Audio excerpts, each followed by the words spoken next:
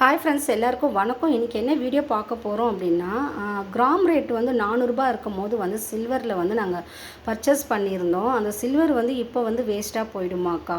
ஏன்னா வந்து சடனாக வந்து கிராமுக்கு இவ்வளோன்னு குறைஞ்சிருக்கு, என்ன பண்ணுறதுனே தெரியல.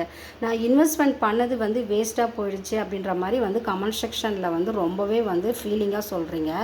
எனக்கு தெரிஞ்சு வந்து ஒரு விஷயத்தில் நம்ம இன்வெஸ்ட் பண்ணுறோம் அப்படின்னா என்றைக்குமே வந்து அது வந்து ராங்காக போகாது. ரொம்ப லாங் பீரியடாக நீங்கள் சேல் பண்ணும்போது அதுக்கு வேண்டிய லாபத்தை வந்து கண்டிப்பாக எடுக்கலாம். இன்னொரு டவுட்டுமே கேட்டிருக்கீங்க, அக்கா சில்வர் காயின் சில்வர் பார் கொடுத்து கோல்டு வந்து பர்ச்சேஸ் பண்ணிக்க முடியுமா அப்படின்னு சொல்லி கேட்டிருக்கீங்க. கண்டிப்பாக வந்து பர்ச்சேஸ் பண்ணிக்க முடியும். பட் என்னென்னா இதில் வந்து ஒரு டிசப்பாயின்மெண்ட் இருக்குது. என்ன அப்படின்னா, இப்போ நீங்கள் வந்து சில்வர் பார் சில்வர் காயின் கொடுக்குறீங்க அப்படின்னா உங்களுக்கு வந்து 5% வந்து டிடெக்ட் பண்ணிட்டு தான் வந்து எடுக்கிறாங்க. இப்போ அந்த 5% டிடெக்ட் பண்ணும்பொழுது உங்களுக்கு ரொம்பவே லாஸில் போயிட்டு தான் நீங்கள் வாங்குற மாதிரி வரும். இதுக்கு வேண்டி ஜிஎஸ்டி வேஸ்டேஜ் எல்லாம் கொடுத்து வாங்குற மாதிரி வரும் அந்த காயினுக்கு. அதனால் நான் என்ன சொல்லுவேன் அப்படின்னா, நீங்கள் வாங்கி வச்சுருக்கீங்க சில்வரு அப்படின்னா ஒன்றும் ஆகாது, அப்படியே வைங்க.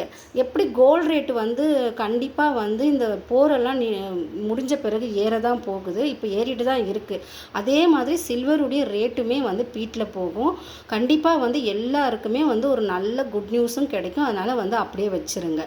எல்லாருக்குமே இந்த டவுட் இருந்ததுனால தான் இதில் நான் கிளியர் பண்ணி இதை பற்றின லாங் வீடியோவும் மேக் பண்ணியிருக்கேன். அதில் போய் டீட்டெயிலாக பாருங்கள். அதில் இன்னுமே உங்களுக்கு தெளிவாகவே சொல்லியிருக்கேன். இந்த வீடியோ பிடிச்சா எனக்கு ஒரு லைக் கொடுத்து உங்களோட ஃபீட்பேக் கமெண்ட் செக்ஷனில் தெரியப்படுத்துங்க. தேங்க்யூ.